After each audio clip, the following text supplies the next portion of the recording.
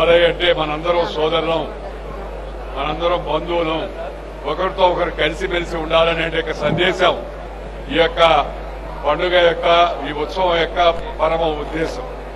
ఇవాళ దేశంలో కులం పేరుతో, మతం పేరుతో, వర్గం పేరుతో, వర్ణం పేరుతో, జాతి పేరుతో జనాన్ని చీల్చే ప్రయత్నాలు చేస్తున్నారు. కొంతమంది అక్కడెక్కడో ఏదో నేపాల్లో జరిగింది, ఇంకేదో జరిగింది, అక్కడ జరిగింది, ఇక్కడ జరిగింది. ఇండియాలో అలాంటి అవకాశం లేదు. అది ఎవరన్నా ఆశలు పెట్టుకుంటే వాళ్ళు నిరాశ పాలవుతారని చెప్పని ఈ సందర్భంగా నేను మనం చేస్తున్నాను. ఎందుకంటే ఈ దేశంలో వేషం భాష వేరైనా మనమంతా భారతీయులం.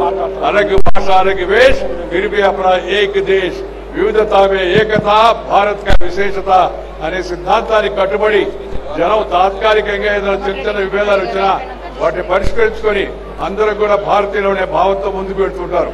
ఇలాంటి కార్యక్రమాలు శ్రీ దత్తాత్రేయ గారు, వారి కుమార్తె విజయలక్ష్మి మరి ఈ అలయ బలయ కమిటీకి చైర్మన్ గా ఉంటూ ఈ మంచి కార్యక్రమాలు నిర్వర్తిస్తూ మనకి ఎప్పటికప్పుడు ఈ ఐక్యత యొక్క సందేశాన్ని అందించడం చాలా ముదావం. వారిని హృదయపూర్వకంగా నేను అభినందిస్తున్నాను. అదేవిధంగా మీ అందరికీ కూడా ఒకరోజు జరిగిపోయినప్పటికీ కూడా విజయదశమి శుభాకాంక్షలు. ఈ విజయదశమి మీ అందరి యొక్క జీవితాల్లో మంచిని ప్రోత్సహించాలని, అదేవిధంగా మీ అందరికీ కూడా శుభం కలగాలని కోరుకుంటూ విజయ సెలవు తీసుకుని నమస్కారం. జై హింద్.